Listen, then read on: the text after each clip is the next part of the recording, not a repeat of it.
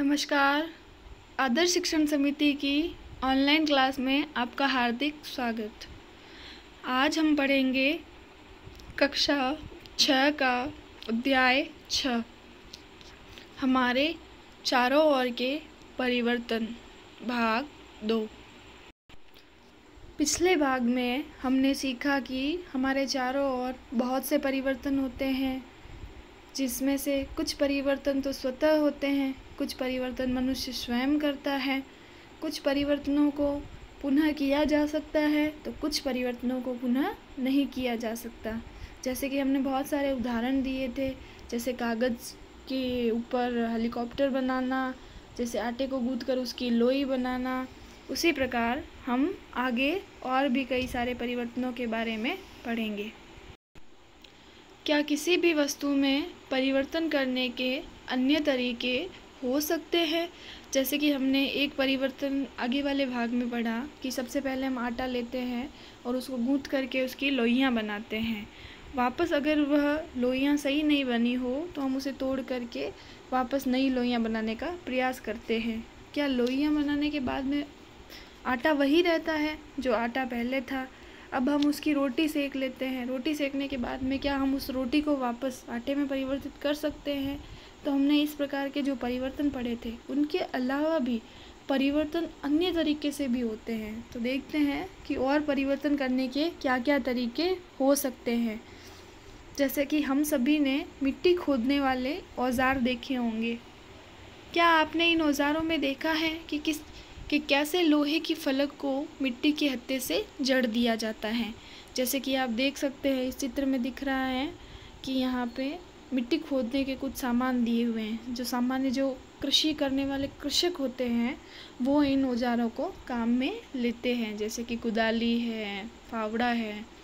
तो इनमें हम देख सकते हैं कि जो ये लोहे के उपकरण बने हुए हैं, इनमें एक गोल छेद है जिसे गोल वलय कहा जाता है। तो हम सभी ने जो ये औजार देखे हैं, तो इन औजारों में देखा है कि ये एक वलय होती है। तो कैसे लोहे की फलक को मिट्टी के हत्थे से जड़ दिया जाता है? इन औजारों में लोहे के फलक के मध्य एक वलय होती है जिनमें लकड़ी के हत्थों को फंसा दिया जाता है ताकि हमारे कार्य करने में आसानी आ सके। जैसा कि चित्र में दिया हुआ है, सारे के सारे जो लोहे के औजार बने हुए हैं उनमें ये वलय के अंदर ये लकड़ी के हत्थे फंसाए जाते हैं ताकि हम जो कार्य करें वो आसानी से संपन्न हो सके। फिर इन लकड़ी के हत्थों को हम अपने हाथों से पकड़कर कुछ न कुछ कार्य को संपादित करते हैं। साधारणतः जो ये उपकरण होते हैं जिसमें ये खड्डे होते हैं, जो वलय होती हैं, उसका आमाप है लकड़ी के घेरे से थोड़ा छोटा होता है कि जिस वलय के अंदर लकड़ी के हत्थे को फंसाया जाएगा उस वलय का आकार थोड़ा उस हत्थे से छोटा होगा। हत्थे को वलय में फंसाने के लिए पहले वलय को थोड़ा गर्म किया जाता है जिससे वलय का आकार थोड़ा बड़ा हो जाता है। हम कई बार देखते हैं कि हम बाज़ार जाते हैं तो वहाँ बहुत सारी बीच में लोहार की दुकानें भी आती हैं, तो वह पहले कोयले जलाते हैं और उसमें लोहे को गर्म करते रहते हैं। हमने ये कई बार देखा है। तो वह लोहे की चीज़ों को गर्म क्यों करते हैं? वह लोहे की चीज़ों को गर्म इसीलिए करते हैं ताकि लोहे में भी पिघलने का गुण होता है। एक उचित तापमान पर लोहा भी पिघलता है, तो लोहे को थोड़ा गर्म किया जाता है जिससे जो उस वलय का आकार बढ़ जाए। अब हत्था इसमें जड़ दिया जाता है। जब यह वापस लोहे का जो भी बर्तन है ये ठंडा हो जाता है तब यह वापस सिकुड़ जाता है जिससे यह वलय है उस लकड़ी के हत्थे पर कस दिया जाता है। इसी प्रकार के परिवर्तन का उपयोग जो बैलगाड़ी है, बैलगाड़ी के जो लकड़ी के पहिए होते हैं उन पर लोहे की रिंग चढ़ाने के लिए किया जाता है। हम देखते हैं कि अब तो गाड़ी, मोटरसाइकिल, कार, ट्रक, ये सारे जो यातायात के साधन हैं, यातायात करने के लिए यह साधन काम में लिए जाते हैं। पहले पुराने ज़माने में ज़्यादातर जो बैलगाड़ियाँ, घोड़ा गाड़ियाँ और गधा गाड़ी माल ढोने के लिए यह काम में ली जाती थी। तो उन पे जो टायर होते थे उनके, वो लकड़ी के टायर होते थे। तो लकड़ी के जो टायर हैं उन पे लोहे की रिंग चढ़ाई जाती थी। तो लोहे की रिंग चढ़ाने के लिए भी इसी प्रकार के विधि का उपयोग किया जाता है। जैसे कि अगले चित्र में दिखाया गया है। हम देख सकते हैं कि ये लकड़ी का टायर है, इसके ऊपर ये लोहे की रिंग चढ़ाई जाती थी। तो इसके लिए क्या होता है कि जो धातु की जो ये रिंग होती है, इसको बैलगाड़ी के पहिए से थोड़ा छोटा बनाते हैं और गर्म करने पर जो धातु की रिंग है वो फैल जाती है और इसे लकड़ी के पहिए पर चढ़ा दिया जाता है। वही की वही विधि है कि आग में इसको गर्म करते हैं रिंग को और फिर लकड़ी के पहिए पर चढ़ा देते हैं, और जब यह पुनः हवा के माध्यम से ठंडी हो जाती है रिंग, तो वापस ही इसका आकार सिकुड़ जाता है और ये लकड़ी के पहिए पर कस जाती है। अब हम देखेंगे कि जब हम जल को बर्तन में गर्म करते हैं तो कुछ समय के बाद ये उबलना शुरू हो जाता है। अगर हम इसे लगातार गर्म करते रहते हैं तो जल की मात्रा बर्तन में घटनी शुरू हो जाती है। तो वह पानी कहाँ जाता है कि जो वो जल को हमने गर्म किया था उसकी वाष्प बनी और वह वाष्प में परिवर्तित हो गया, इसीलिए वह जो बर्तन का पानी था वह कम हो गया। इस बारे में हमने पिछले अध्याय में पढ़ा भी था, 5वें अध्याय में, कि जल है तो वाष्प बनता है। कि किसी भी चीज़ को, जैसे कि जल को गर्म करते हैं तो जल के अणु क्या हो जाते हैं कि ऊष्मा को अवशोषित करके गतिशील हो जाते हैं। तो हमने देखा है कि जल वाष्प को पुनः ठंडा करके हम द्रव में परिवर्तित कर सकते हैं। हम सभी ने बर्फ़ को पिघलते हुए देखा है कि गर्म करने पर बर्फ़ पिघलती है। यह किस में बदल जाती है? क्या इस जल को वापस बर्फ़ में बदल सकते हैं? तो हम कहेंगे हाँ, कि जैसे ही जल को गर्म किया जाता है तो गर्म करने पर यह वाष्प बनता है, और बर्फ़ को अगर हम गर्म करेंगे तो बर्फ़ गर्म करने पर पहले द्रव में परिवर्तित होगा और फिर वाष्प में परिवर्तित होगा, और वह जो वाष्प में परिवर्तित होने के बाद में हम वाष्प को संघनित भी कर सकते हैं और वापस वह द्रव में परिवर्तित हो सकती है। बूझों ने प्राय यह देखा है कि सड़क बनाने वाले सड़क की मरम्मत करने के लिए एक काले रंग का पदार्थ, जिसे हम अपनी सामान्य भाषा में डामर बोलते हैं, जो सड़क बनाने के लिए जो डामर काम में लिया जाता है, उसको सड़क बनाने से पहले वह लोग गर्म करते हैं। बूझो जानना चाहती हैं, बूझो मतलब एक लड़की का नाम है, वह जानना चाहती है कि काले पदार्थ को गर्म करने पर हुआ परिवर्तन क्या उत्क्रमित किया जा सकता है, कि क्या हम उस डामर को गर्म करते हैं तो वह वापस गर्म करने पर थोड़ा पिघल जाता है, फिर उसकी सड़क बनाई जाती है। क्या वह गर्म करने के बाद में पुनः जो पहले की अवस्था में था वह आ सकता है? तो हम कहेंगे हाँ, कि जब वह ठंडा हो जाता है तो पुनः अपनी प्रारंभिक अवस्था में आ जाता है। पहेली भी जानना चाहते हैं कि क्या आपने कभी लोहार को औजार बनाते हुए देखा है? बताइए, आपने देखा है? हम कई बार अपने पिताजी के साथ में जब बाज़ार जाते हैं तो खूब सारी लोहार की दुकानें आती हैं। वह कुछ न कुछ लोहार जो है औजार बनाते रहते हैं, जैसे किसी चीज़ को धार देना, फावड़े को सही करना, कुछ न कुछ वह काम करते ही रहते हैं। लोहे के टुकड़े को लोहार किस प्रकार विभिन्न औजारों में परिवर्तित करते हैं? लोहे के टुकड़े को जब तक गर्म करते हैं, जब तक लाल हो जाता है, जब तक ये मुलायम भी हो जाता है, तब उसको पीट करके इच्छा अनुसार औजार का आकार दिया जाता है। गर्म करने पर लोहे में क्या परिवर्तन हुआ? तो हम ये कहेंगे कि जब किसी भी लोहे की चीज़ को गर्म किया जाता है तो वह ऊष्मा को अवशोषित करके थोड़ा उसमें फैलने का गुण होता है। वह पिघलता तो नहीं है, लेकिन वह हल्का सा फैलता है, क्योंकि लोहे को पिघलने के लिए बहुत सारे ज़्यादा तापमान की 1593 डिग्री तापमान की आवश्यकता होती है, और इस तापमान में जो लोहार उसको देता है वह उसमें सिर्फ फैलता है। अब हम एक क्रियाकलाप यहाँ पे और करके देखते हैं। हम एक छोटी सी मोमबत्ती लेते हैं, उसकी लंबाई स्केल से मापते हैं, इसे एक उचित स्थान पर लगाकर जलाते हैं, क्योंकि मान लो अगर हमें सही स्थान पर नहीं लगाया किया तो मान लो ये बुझ भी सकती है। मान लो अगर कोई सामान पड़ा है पास में, जलने की आशंका भी हो सकती है।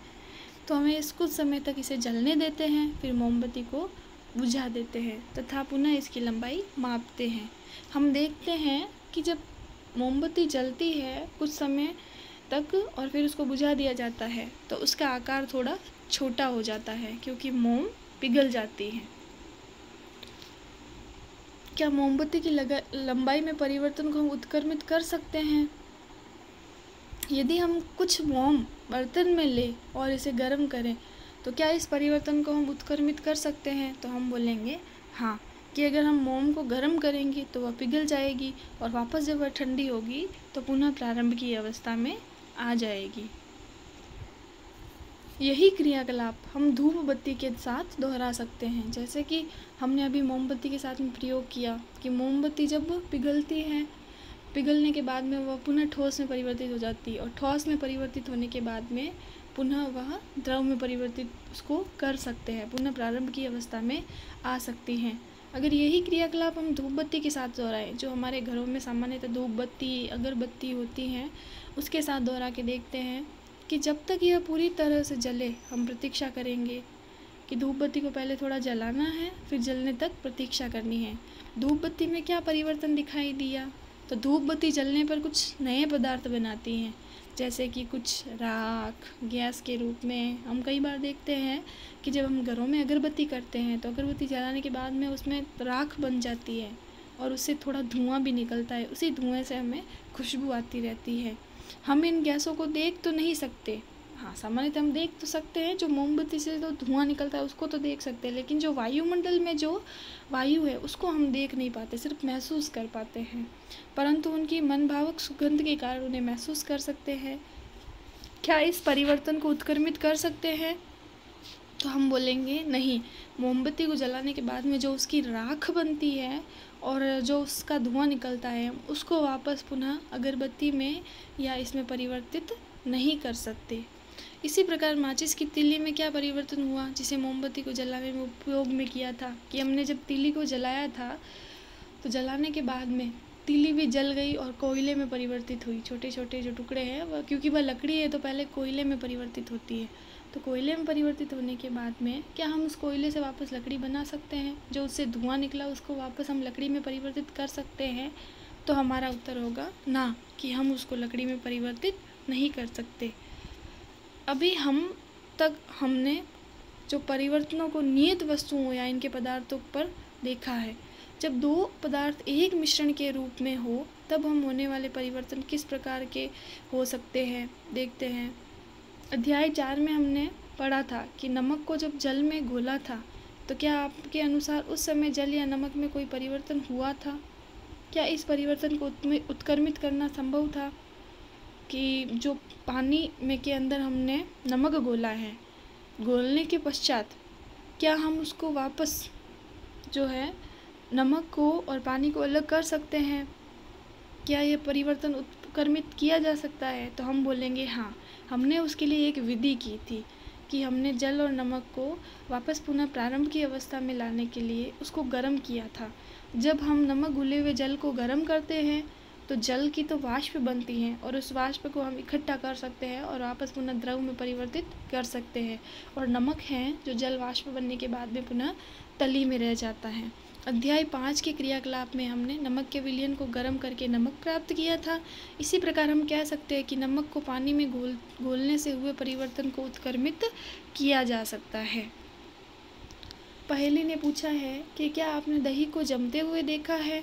गुनगुने गर्म दूध में दही की थोड़ी सी मात्रा मिलाई जाती है। हम सामान्यतः देखते हैं कि हमारी माता जी जो दूध से दही बनाती हैं, वह दूध से दही बनाने के लिए कुछ थोड़ा सा जो है दूध के अंदर दही की मात्रा डालती है, फिर दूध को हिला करके कुछ घंटों के लिए एक गर्म स्थान पर रख देती है। जैसे कि हम देखते हैं कि उस दूध को सामान्यतः कमरे के अंदर रख दिया जाता है और दरवाज़ा बंद कर दिया जाता है, ताकि जो दूध है वो रूम टेम्परेचर पे जम जाता है और दही में बदल जाता है। कुछ ही घंटों में दूध दही में बदल जाता है। क्या इस परिवर्तन को उत्क्रमित किया जा सकता है? क्या वह जो दूध है दही बन गया तो हम उस दही को वापस दूध में परिवर्तित कर सकते हैं? तो हमारा उत्तर होगा ना, हम दूध को दही में परिवर्तित नहीं कर सकते। तो यह परिवर्तन उत्क्रमित नहीं किया जा सकता। हाँ, हम दूध को छाछ में ज़रूर बदल सकते हैं।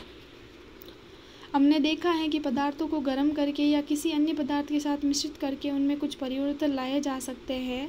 हमने यह भी देखा है कि कुछ परिवर्तन उत्क्रमित किए भी जा सकते हैं, जैसे कि नमक और पानी का विलयन ये उत्क्रमित किया जा सकता है।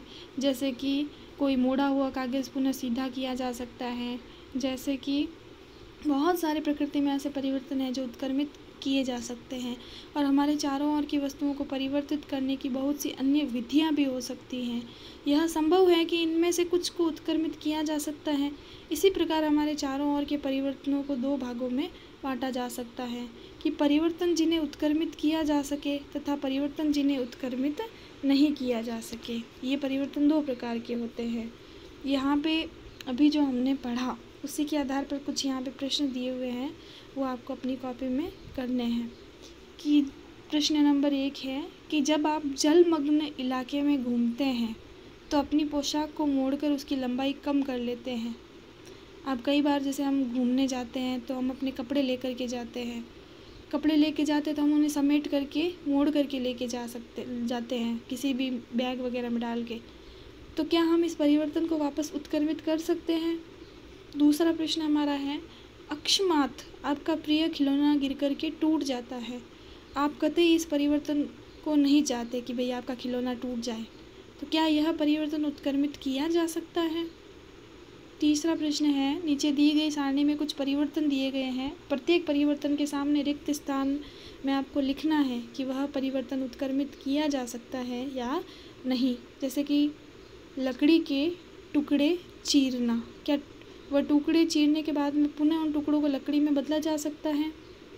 दूसरा है आइसक्रीम का पिघलना, क्या पिघली हुई आइसक्रीम को वापस जो प्रारंभ में आइसक्रीम थी उसमें बदला जा सकता है? चीनी का जल में घुलना, जब चीनी है वो जल में घुल जाती है तो वापस हम उस जल में घुली हुई चीनी को प्राप्त कर सकते हैं। खाना पकाना, आम का पकना, पके हुए आम से क्या हम कच्चा आम प्राप्त कर सकते हैं? दूध जब दही में बदल जाता है तो दही को हम क्या दूध में वापस बदल सकते हैं? तो यह इनके उत्तर सामने ये सारणी दी गई है, आपको कॉपी में बना के उस सारणी के अंदर इनको लिखना है। आगे है, चित्रकारी करने पर ड्राइंग शीट में परिवर्तन हो जाता है। क्या आप इस परिवर्तन को उत्क्रमित कर सकते हैं कि हम जब ड्राइंग करते हैं तो वो कागज़ बदल जाता है, उस पर कलर वगैरह सब ये लग जाता है, क्या हम उसे प्रारंभ में जो कागज़ था सफ़ेद एकदम उसमें बदल सकते हैं? धन्यवाद।